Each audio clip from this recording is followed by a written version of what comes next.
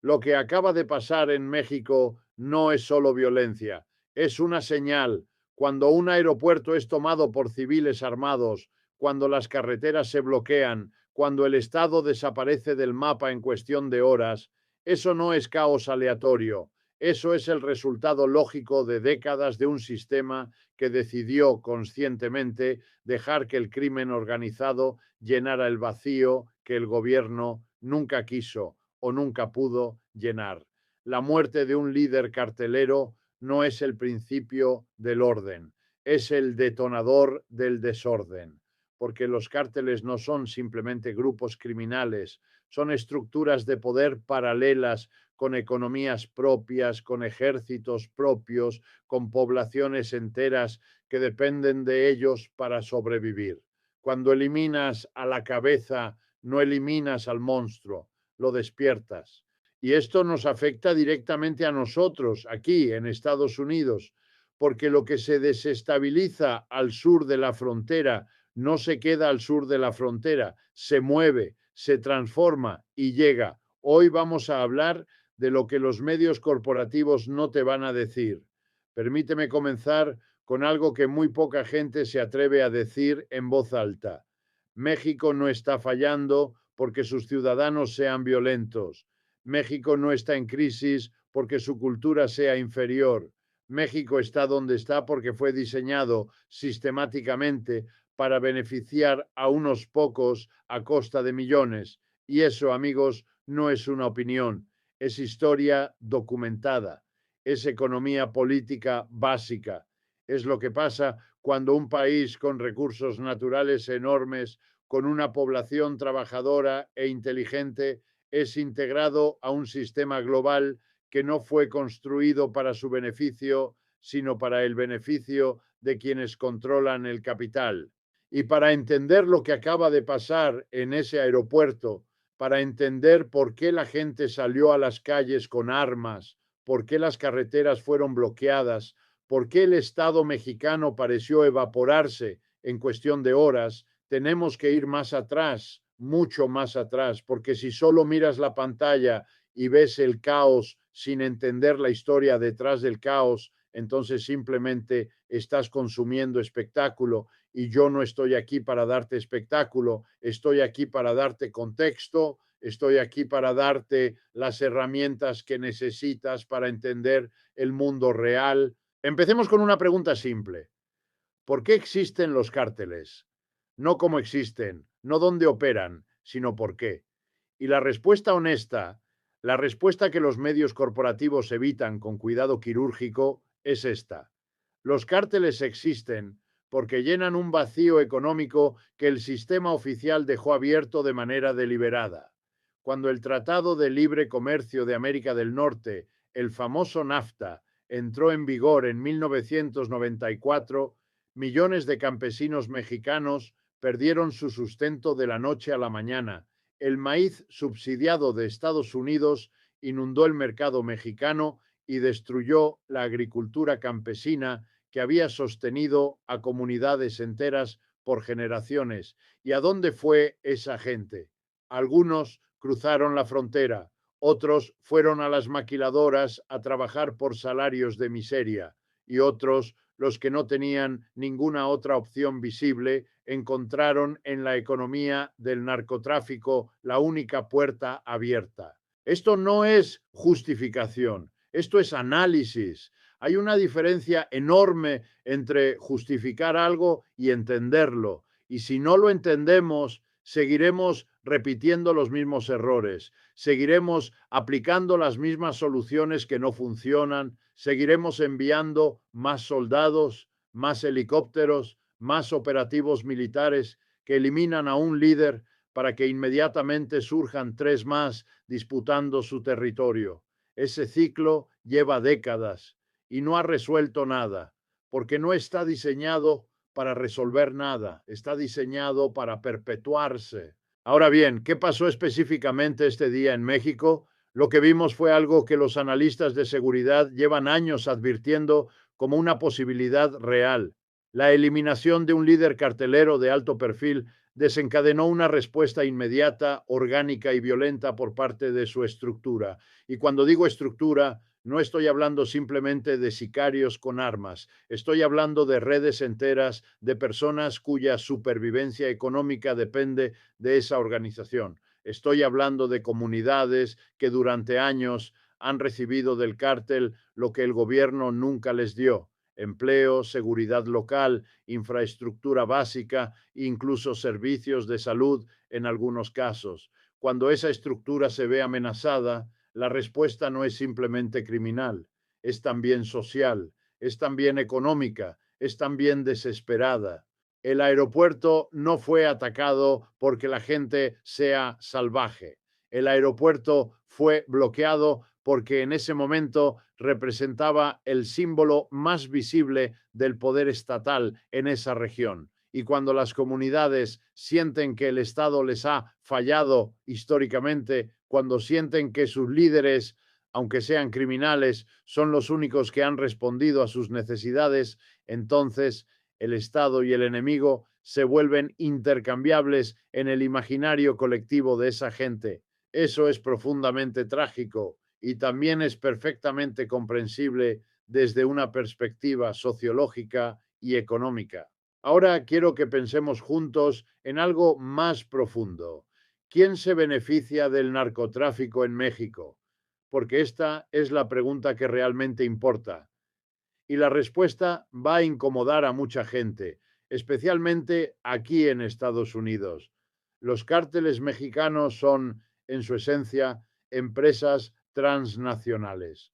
Operan con una lógica de mercado perfectamente racional. Tienen proveedores, tienen distribuidores, tienen consumidores, tienen mecanismos de lavado de capital, tienen estructuras de corrupción que les permiten operar en la penumbra legal. Y la mayor parte de ese dinero, la mayor parte de esas ganancias termina fluyendo hacia el sistema financiero formal, termina en bancos, termina en bienes raíces, termina en inversiones legítimas, no solo en México, sino también aquí, en Estados Unidos, en Europa, en los paraísos fiscales que el capitalismo global ha construido precisamente para que el dinero fluya sin preguntas.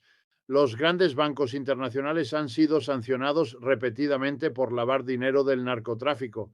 No es teoría conspirativa, es historial judicial documentado. HSBC pagó casi 2.000 millones de dólares en multas en 2012 por exactamente eso. Wachovia, antes de ser absorbido por Wells Fargo, fue investigado por facilitar el lavado de cientos de millones de dólares vinculados a cárteles mexicanos.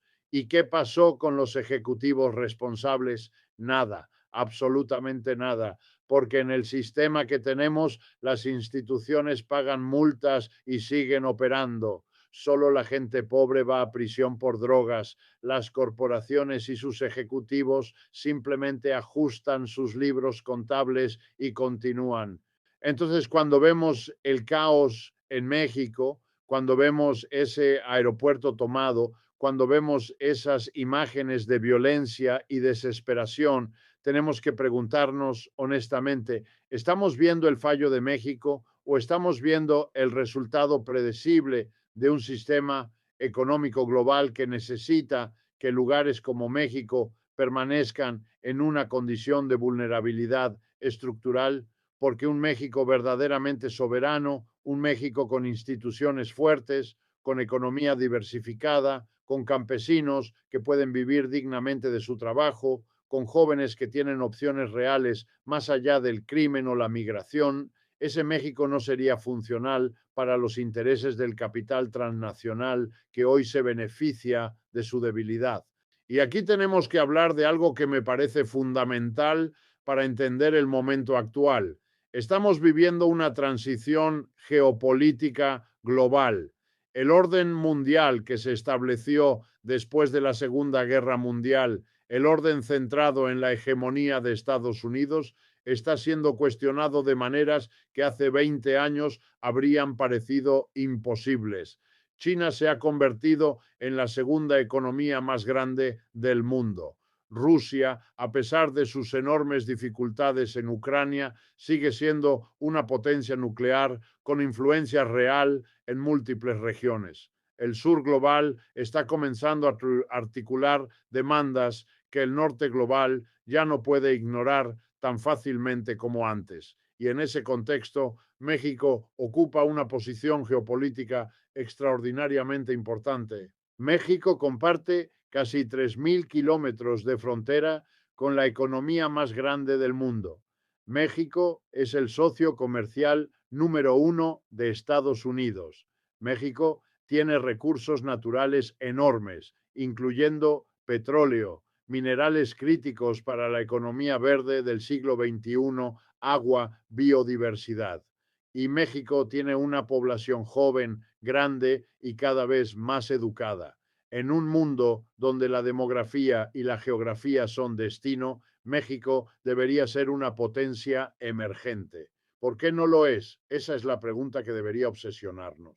La respuesta, una vez más, está en la estructura, está en los acuerdos comerciales que favorecen al capital sobre el trabajo, está en la deuda externa que durante décadas obligó a México a implementar políticas de austeridad recetadas por el Fondo Monetario Internacional que destruyeron el estado de bienestar antes de que pudiera consolidarse.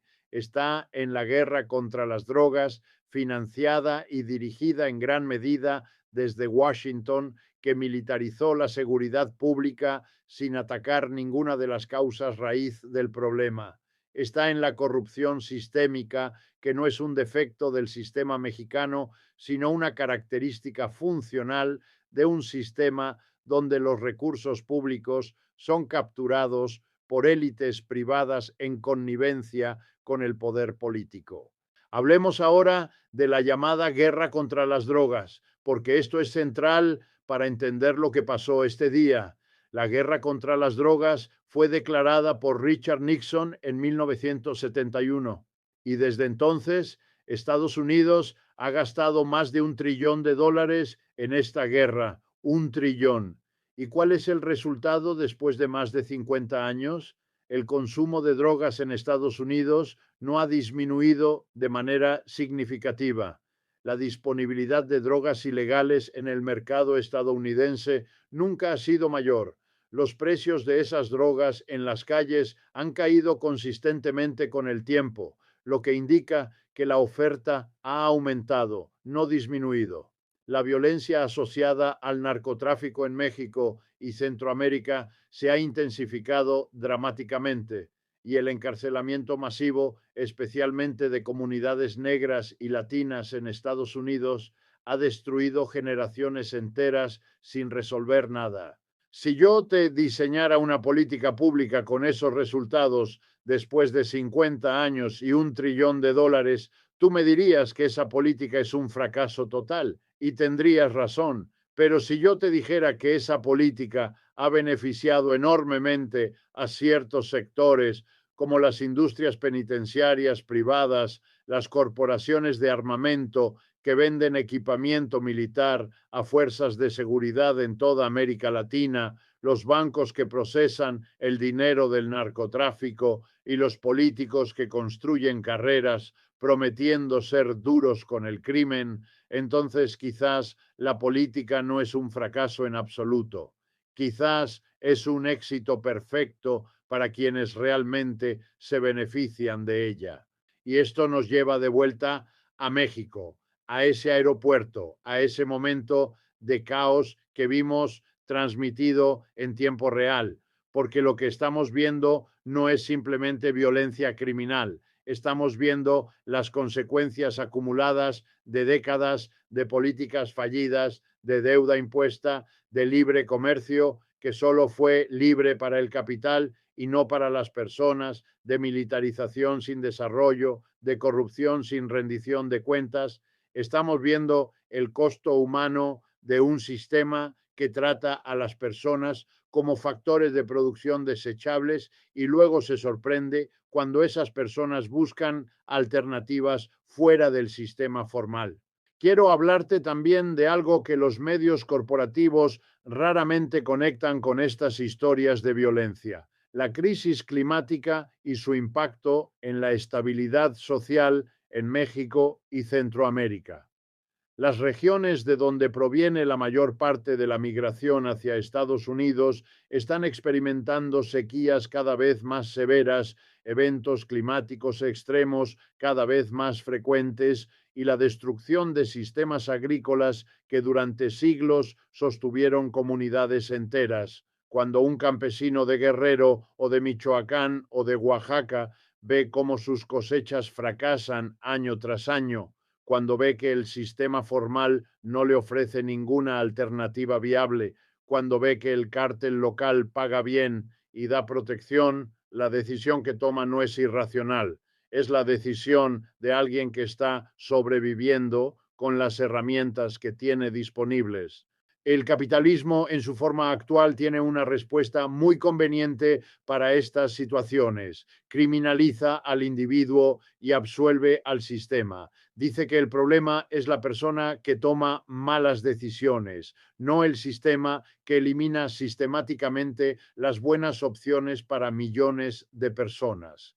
Y esa narrativa de responsabilidad individual es extraordinariamente útil para quienes se benefician de mantener el sistema tal como está, porque desplaza la atención de las causas estructurales hacia las consecuencias individuales.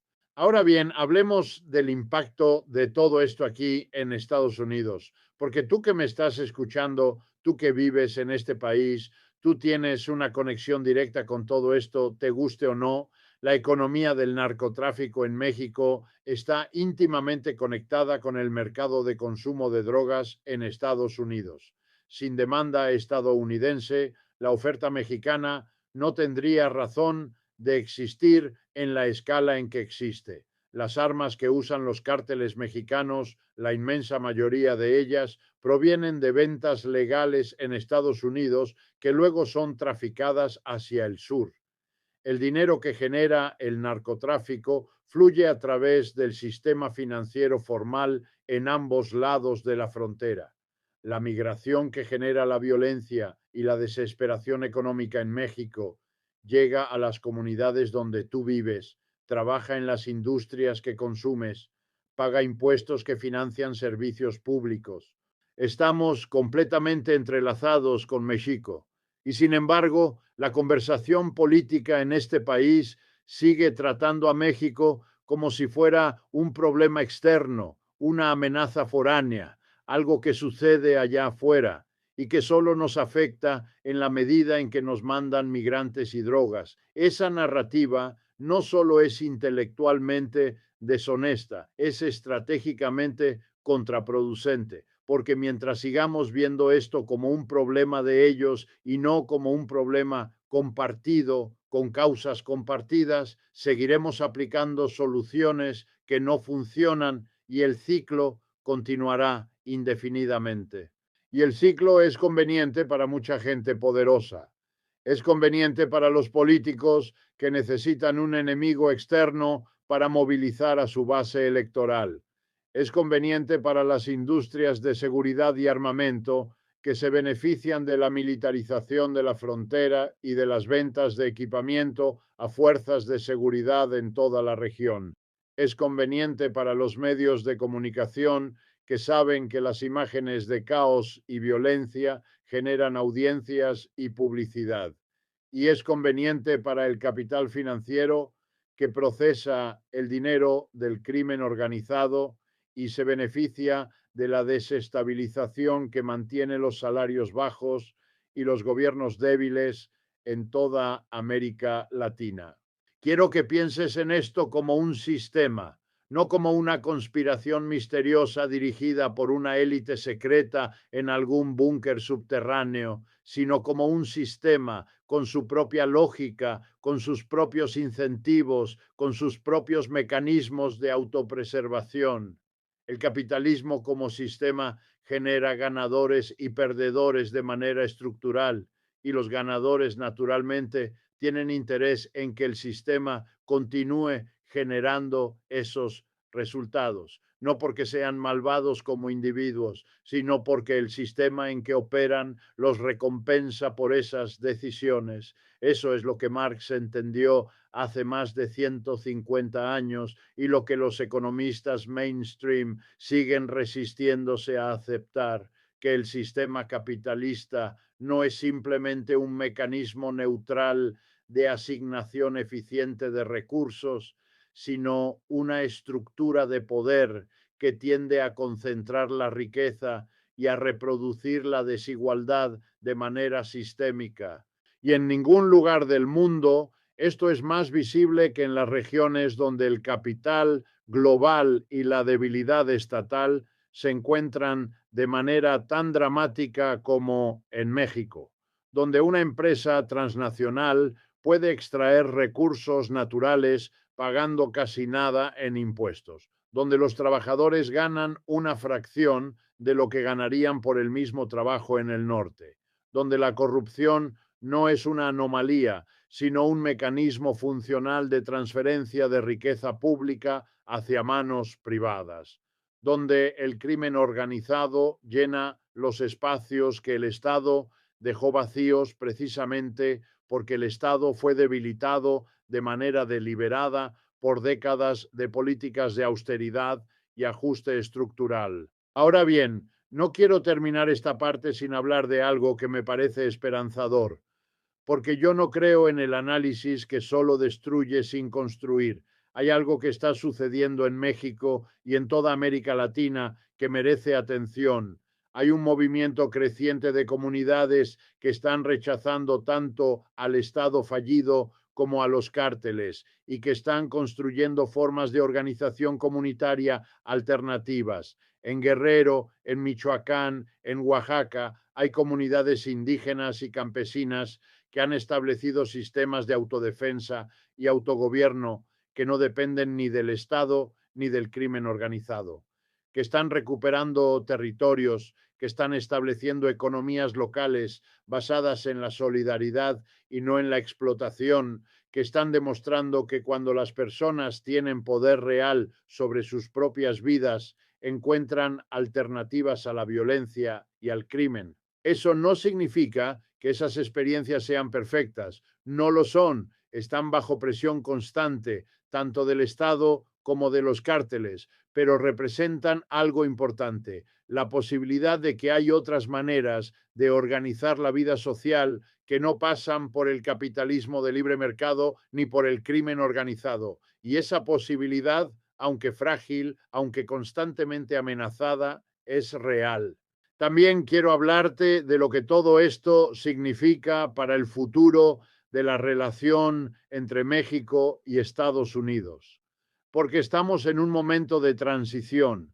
Las relaciones económicas entre ambos países están cambiando a medida que la guerra comercial con China impulsa lo que los economistas llaman nearshoring, es decir, el traslado de fábricas y cadenas de suministro más cerca de Estados Unidos.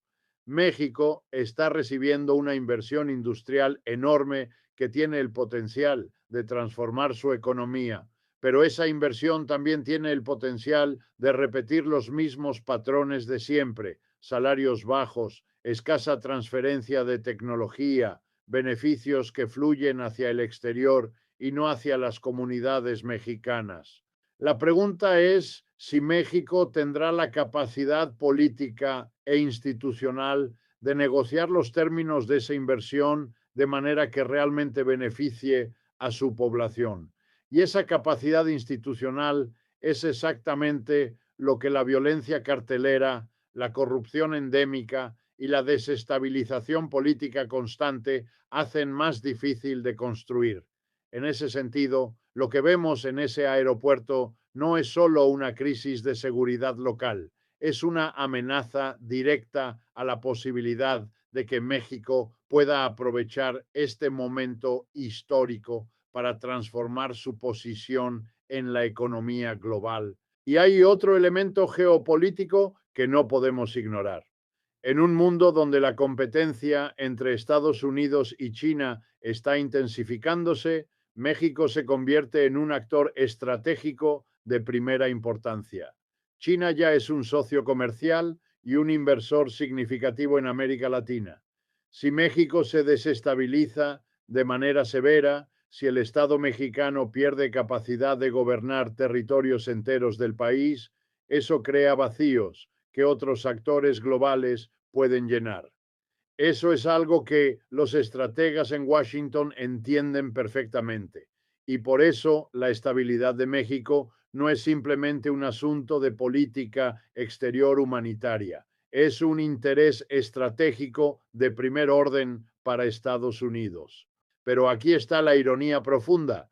Las mismas políticas que Estados Unidos ha impulsado durante décadas en México, la guerra contra las drogas, la presión para mantener fronteras abiertas al capital pero cerradas al trabajo, los acuerdos comerciales que favorecen a las corporaciones sobre los trabajadores, son parte central de las razones por las que México está en la situación en que está. Hay una contradicción fundamental entre los intereses estratégicos de largo plazo de Estados Unidos, que requieren un México estable y próspero, y los intereses de corto plazo de ciertos sectores del capital estadounidense que se benefician de mantener a México en una condición de dependencia y vulnerabilidad. Resolver esa contradicción requeriría una transformación fundamental de la política exterior y económica de Estados Unidos hacia México y hacia América Latina en general. Requeriría admitir que el libre comercio, tal como fue diseñado, no funcionó para las mayorías. Requeriría reconocer que la guerra contra las drogas ha sido un fracaso costoso y que la alternativa pasa por políticas de salud pública, no de militarización. Requeriría aceptar que la migración no es el problema, sino el síntoma, y que atacar el síntoma sin abordar las causas no resolverá nada. Requeriría, en última instancia, una voluntad política de redistribuir el poder y la riqueza de maneras que el sistema actual hace muy difíciles de implementar. ¿Es eso posible? Honestamente, en el corto plazo, dentro del marco político actual de ambos países, parece poco probable. Los incentivos están alineados de manera diferente. Los que tienen el poder para hacer esos cambios son frecuentemente los mismos que se benefician de no hacerlos, y la política electoral en ambos países tiende a favorecer soluciones simples a problemas complejos, promesas de mano dura, promesas de más muros y más soldados y más deportaciones que generan titulares pero no resultados duraderos.